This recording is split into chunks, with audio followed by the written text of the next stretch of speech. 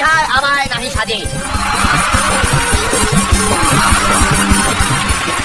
রাজা Dhiraj comedy king হতে যাচ্ছেন উনি, এখন হননি না, কিন্তু সেই পথ খুব একটা দূরে নয়। আপনি অলরেডি ইনফ্যাক্ট ওই পথে হাঁটতে শুরু করে দিয়েছেন।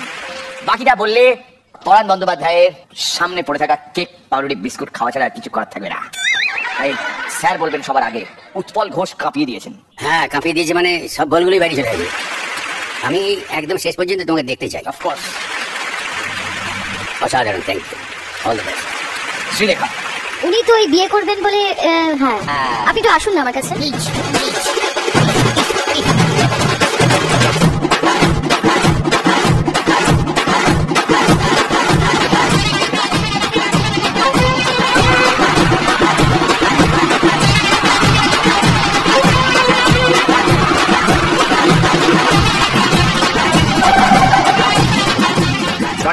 আপনার কিছু বলার নেই, শুধু গাইবো।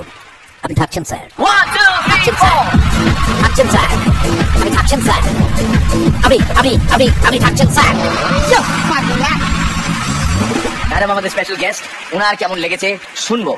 দারুণ লেগেছে। ইনফ্যাক্ট একই কথা বলবো যে লাস্ট অব্দি আপনাকে দেখতে চাই। খুব ভালো। একটা কথা জানতে চাই, উনি কি সত্যি মানে ওনার বিয়ের কি কেসটা বুঝলাম না, জানতে চাই। এইটা আমি বলবো। ডক্টর কৃষ্ণেন্দু কাইন্ডলি পেশেন্ট কো সমঝাও, পেশেন্ট কো সমঝাও। উনি 6 পার্টিসিপেন্ট হিসেবে এসেছিলেন, কিন্তু মিরাকেল 6 কিন্তু গ্রুমিং এ থাকতে পারেননি, গ্রুম আউট হয়েছিলেন। তারপর উনি প্রতিজ্ঞা করেছেন যতদিন না মিরাকেল স্টেজে মুখ দেখাচ্ছেন ততদিন বিয়ে করবেন না। এবার বিয়ে ঠিক হয়ে গেছে, কিন্তু শুধু মিরাকেলের জন্য বিয়ে আটকে আছে।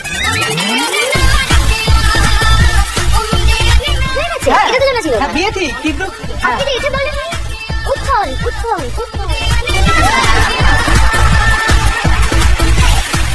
মেয়ের নাম কি পরে বলবো না, এই পরে বলবো করে আমাদের 3-3টে সিজন জমা পড়ে আছে। ঠিক আছে, আচ্ছা আপনি কি নামে ডাকেন? মানে একটা ছোট্ট আদরের নাম নিশ্চয়ই আছে, সেটা অন্তত বলুন। কি নাম? Triple S. হ্যাঁ triple S, S S S. Triple S, triple S, এটা বলে ডাকেন। ট্রিপল এস, এদিকে এসো। এসকিউ, ট্রিপল এস, এটা করে দাও। শুনছেন? এর থেকে আপনি নামটাই বলে দিতেন, অনেক বেটার হতো। অ্যাকচুয়ালি বলবো, স্টেজে একদিন বলবো। Thank you very much, thank you.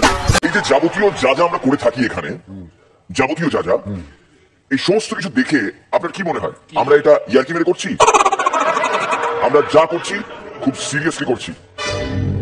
এতগুলো মানুষের রুজি রোজগার ডিপেন্ডেন্ট এই একটা শোয়ের উপরে। যখন ছিলাম না আমরা অনেক খোঁজ নিয়েছেন একবারও? জানতে চেয়েছেন কি করে চলছে শুভঙ্কর বাদে বাকি সবার? কার কার স্কুলের মাইনে বাকি রয়েছে, কার কার মুদিখানায় দেনা রয়েছে? জানতে চেয়েছেন কার বাড়িতে দুধ পৌঁছয়নি?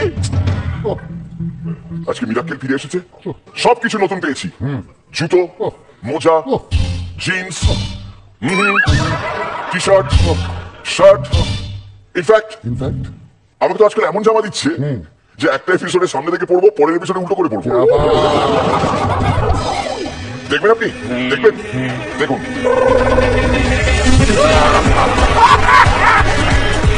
এটা অবশ্য আমি স্পেশালি আনিয়েছি যাতে অনেকে ধরতে না পারে যে আগের সেগমেন্টে যে ছেলেটা ছিল সেই কি আমি।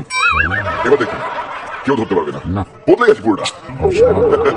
আমি সব পাল্টাতে পেরেছি, শুধু ওই চুলটা কলপ করতে গিয়ে দেখলাম পয়সা ফুরিয়ে গেছে। আমাদের সব কিন্তু ঘোরাইনি না, চলছে, চলবে, এই তো সবে এলাম। Please welcome for the next performance Bobin and Pritam.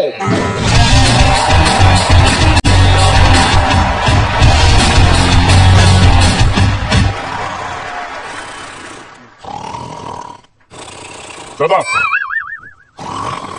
দাদা দাদা দাদা দাদা দাদা দাদা দাদা দাদা দাদা দাদা দাদা দাদা দাদা দাদা দাদা কি হলো? কি মিরাক্কেল পাড়ার লোক দেখলো আপনাকে 14 বার না ডাকলে আপনি ঘুম থেকেই ওঠেন না। এই ঠিক আছে, কি চাই বলুন? চাই তো অনেক কিছুই, কিন্তু আপনার দোকানে তো কেক ছাড়া আর কিছুই পাওয়া যায় না, তাই কেক নিতেই এসেছি। বলুন কি কি ধরনের কেক আছে? আমার কাছে অন্নপ্রাশনের কেক আছে। কিরকম? এই দেখুন, পান্তা ভাত আর পেঁয়াজ দিয়ে মাখা কেক, খাঁটি বাঙালির মুখে ভাতের ফ্লেভার। সে না হয় বুঝলাম, কিন্তু কেকের ওপর রনিদার এরকম ভয়ঙ্কর ছবি কেন? আসলে এখনকার বাচ্চাগুলো যা দুষ্টু, এমনিতে তো মুখ খোলে না। এই কেকটা গিয়ে মুখের সামনে ধরবেন, যেই ভয়ে হ্যাঁ করে চেঁচে উঠবে, মুখের মধ্যে কেকটা গুজে দেবেন, ব্যাস অন্নপ্রাশন কমপ্লিট। আচ্ছা, অন্নপ্রাশন ছাড়া আর কি কি ধরনের কেক আছে? আর এক ধরনের কেক আছে, ফুল এন্টারটেনমেন্ট সাথে অ্যাচিভমেন্ট। সেটা কিরকম? এই তো দাদা, ননভেজ কেক, উপরে চোখ লেখা। আরে সেটা তো শুধু এন্টারটেনমেন্ট হলো, এখানে অ্যাচিভমেন্ট কোথায়? এই কেকটা কাটার সময় দেখবেন নিজেকে কেমন মিরাকেলের এডিটর বলে মনে হচ্ছে।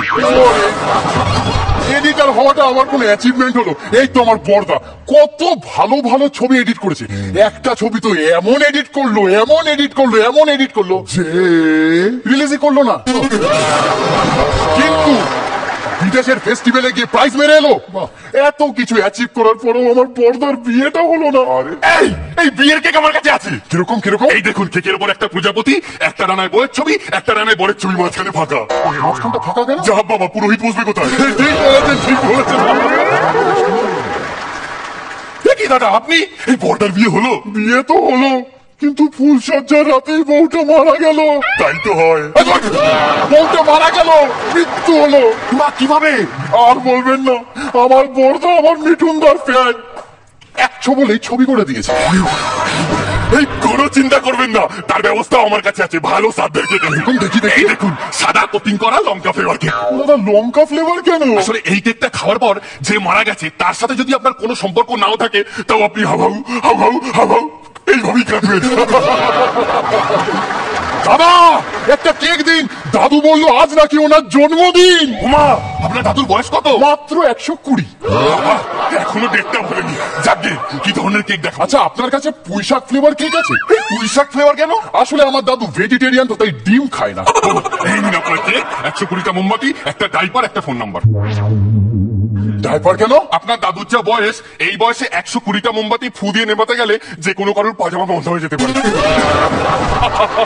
সে না হয় বুঝলাম, কিন্তু ফোন নাম্বারটা কিসের? দাদা, এই 120টা মোমবাতি জ্বালানোর পর আপনার ঘরে যখন দাউ দাউ দাউ দাউ করে আগুন জ্বলবে, এই নাম্বারে একটা ফোন করে দেখবেন ফায়ার ব্রিগেড চলে এসেছে। না না, আমার দরকার নেই, আমার কাছে ফায়ার ব্রিগেডের নম্বর আছে। আপনি বুঝতে পারছেন না, একটা স্পেশাল ফায়ার ব্রিগেড আগুন নেভানোর সময় ব্যাকগ্রাউন্ডে মিউজিক হয়।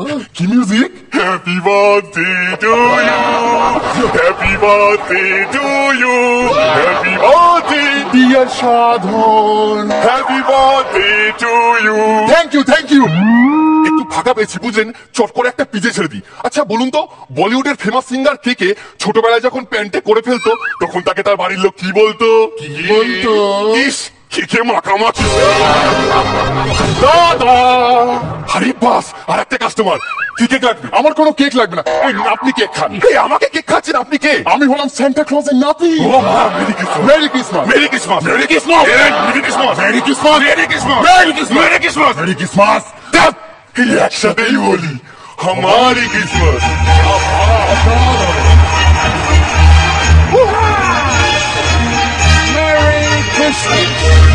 এই কেক বেশ দামি কেক, বেশ ভালো সুস্বাদু। ববিন প্রীতমের আজকের পারফরমেন্স প্রথম দেখলো তনুশ্রী ওদের।